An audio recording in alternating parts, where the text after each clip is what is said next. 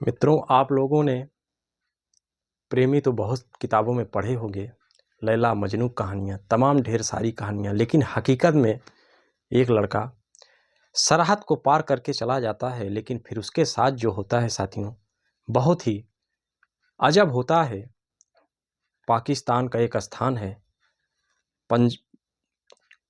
पाकिस्तान का प्रांत पंजाब में साथियों एक मंडी है बहाउद्दीन, जो लगभग लाहौर से 250 किलोमीटर दूर है। थाना सदर बहाउद्दीन मंडी के जो एसएचओ हैं, उनको एक मुखबिर के द्वारा जानकारी प्राप्त होती है। अंजुम शहजाद एसएचओ को जानकारी मिलती है। मुखबिर बताता है कि हुजूर, यहाँ से नज़दीक ही 2 किलोमीटर दूर एक बड़ा से मकान में एक व्यक्ति संदिग्ध समझ में आ रहा है। उसकी जो बोलचाल की भाषाएं हैं हमारे यहाँ से भिन्न लग रही है, इसलिए मुझे जो जानकारी मिली आपको दे रहा हूँ। अब आप अपने तरीके से उस संदिग्ध व्यक्ति की कृपया करके जांच पड़ताल करवाई जाए। साथियों नमस्कार, आदाब, सत श्री अकाल। हमारे यूनिक स्टोरी चैनल में आपका स्वागत है साथियों, और निवेदन है थोड़ा सा चैनल को लाइक और सब्सक्राइब कर लीजिए। जब एसएचओ को जानकारी होती है तो वहाँ वो 2 सिपाही भेजते हैं। जब सब सिपाही लड़के के पास पहुँचते हैं, उससे नाम पूछा जाता है तो लड़का नाम साफ साफ अपनी भाषा में बादल अपना बताता है, जिसकी उम्र लगभग 22 से 23 वर्ष के आसपास है। आखिरकार उससे उसका पता पूछा जाता है। जो उसकी भाषा थी वो थोड़ी सी वहाँ से अलग लग रही थी। पता पूछा जाता है तो पता वो अपना हिंदुस्तान बताता है। कहता है उत्तर प्रदेश का एक ज़िला है अलीगढ़, अलीगढ़ का ही मैं रहने वाला हूँ। साथियों वो जब अलीगढ़ बता देता है तो उससे पासपोर्ट और वीज़ा जो सिपाही है मांगता है, लड़का कुछ उपलब्ध कराने में असमर्थ हो जाता है। तो आखिरकार सिपाही उसको ले जाकर थाने पहुंचते हैं। एसएचओ के सामने पेश किया जाता है। जब इस एसएचओ साहब उससे भी कुछ जानकारियां जुटाते हैं, इसके बाद वो एक पत्रकार वहाँ के हैं, उनको बुलाया जाता है। पत्रकार के आने के बाद साथियों शहजाद मलिक जी एसएचओ जो हैं वो पत्रकार से कहते हैं, अगर कोई आपके मित्र परिचित हैं अगर भारत में, तो इस लड़के की जानकारी जुटाई जाए। पत्रकार जो हैं शहजाद मलिक, उनके एक पत्रकार मित्र होते हैं दिल्ली में, उनको सारी जानकारी देते हैं कि आपके अलीगढ़ के एक बड़ला गांव है, वहां का एक लड़का यहाँ बिना वीज़ा का पकड़ा गया है, क्यों न इसकी सारी जानकारी जुटाई जाए। आखिरकार पत्रकार महोदय अलीगढ़ पहुँचते हैं। अलीगढ़ पहुँचने के बाद उनके घर पहुँचते हैं। जब घर जाते हैं तो सारी जानकारी जो मिलती है, बताया जाता है कि बड़ला गांव के कृपाल सिंह के 3 बेटे हैं और 1 बेटी है। बेटी की शादी हो चुकी है।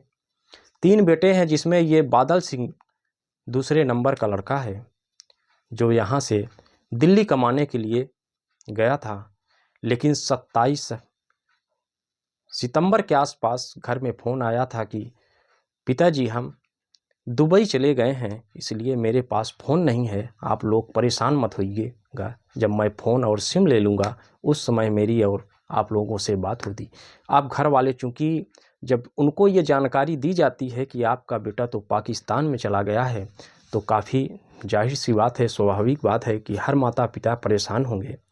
और अगर लड़के के खिलाफ़ कोई अगर मुकदमा दर्ज दूसरे देश में हो जाए तो जाहिर सी बात है और ज़्यादा परेशानी की बात हो जाती है।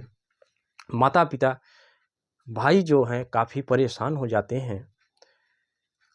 इधर पुलिस जब उसकी जांच पड़ताल करती है बादल की, तो जो जानकारी सामने आती है कि लगभग 2.5 साल पूर्व बादल की मुलाकात फेसबुक पर एक फ्रेंड रिक्वेस्ट के माध्यम से होती है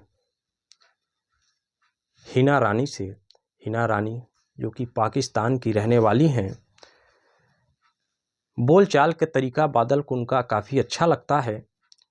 हिना रानी अपने को काफ़ी रईस घराने की बताती हैं और धार्मिक बताती हैं। दोनों का आपस में बातचीत होने लगता है। समय कुछ दिन बाद दोनों की बातचीत इतना बढ़ जाती है कि आपस में प्रेम हो जाता है। इधर बादल जब वहाँ एसएचओ के सामने बताता है कि जब हम लोगों के प्रेम काफ़ी गहरा हो जाता है, बातचीत रात रात भर चलने लगती है, तो मैंने हिना रानी से मिलने का मन बनाया कि सोचा इनको क्यों न मैं इस तरीके से मिलूं कि पता भी न चले और अचानक से मैं मिल भूलूं। तो बताता है कि मैं 2 बार पाकिस्तान आने का प्रयास किया, लेकिन 2 बार असफल हो गया था।